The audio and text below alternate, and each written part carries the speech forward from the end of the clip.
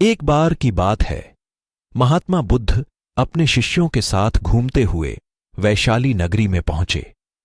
वैशाली को उस समय 16 महाजनपदों में एक महत्वपूर्ण जनपद माना जाता था, जिसकी ख्याति दूर दूर तक फैली हुई थी।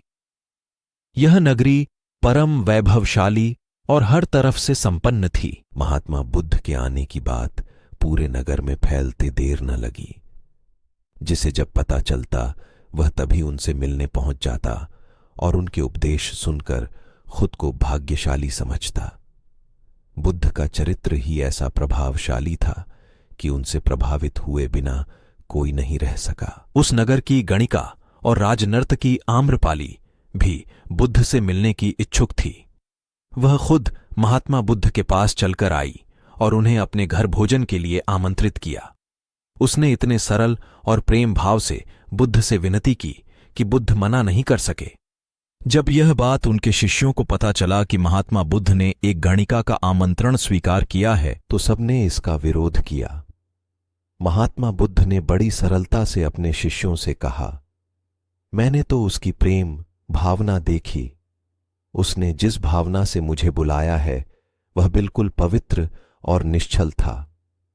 वह आज मुझसे मिलने एक गणिका बनकर नहीं, बल्कि एक भक्ति भाव से आई थी। फिर भला मैं कैसे उसका आमंत्रण स्वीकार न करता, वह चाहे एक वेश्या हो या फिर कोई सन्यासी।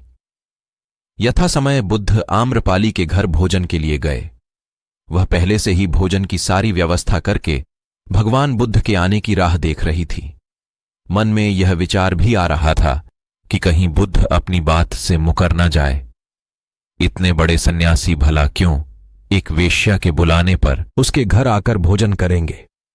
परंतु जैसे ही आम्रपाली ने बुद्ध को अपने घर आते देखा, उसकी प्रसन्नता का ठिकाना न रहा। वह दौड़कर दरवाजे पर गई और उनका स्वागत किया। खुद अपने हाथों से भोजन परोसा और उनकी आवभगत की। महात्मा बुद्ध के शिष्यों ने जो उनके साथ आए थे, जब एक वेश्या को, जिसके कदमों में खुद सम्राट बिंबिसार से लेकर अजातशत्रु थे, पूरी वैशाली जिसके एक झलक पाने के लिए तरसती थी, उसे एक सन्यासी के लिए ऐसा व्यवहार करते देख बुद्ध के शिष्यों के मन में अपने गुरु के लिए सम्मान और ज्यादा बढ़ गया।